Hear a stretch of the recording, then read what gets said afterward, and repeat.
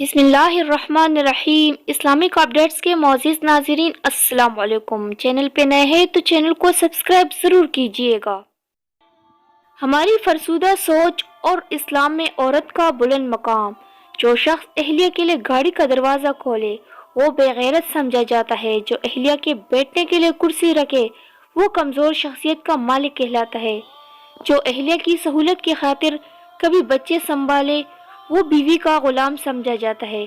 غرض جو بھی شخص اہلیہ کا کسی کام میں ہاتھ بٹھائے وہ اور سمجھا جاتا ہے۔ رسول اللہ صلی اللہ علیہ وآلہ وسلم کا طرز عمل۔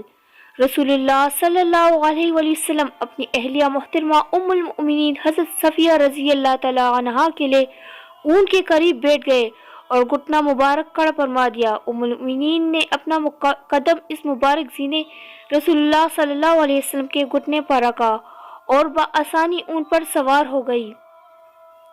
رسول اللہ صلی اللہ علیہ وسلم گھر کے کام کاج میں ازواج مطہرات کے ہاتھ بٹاتے، حتیٰ کہ کپڑے پر خود پیوند لگاتے، جوتے کی اصلاح فرماتے، پٹا ہوا پانی کا ڈول درست فرما لیتے۔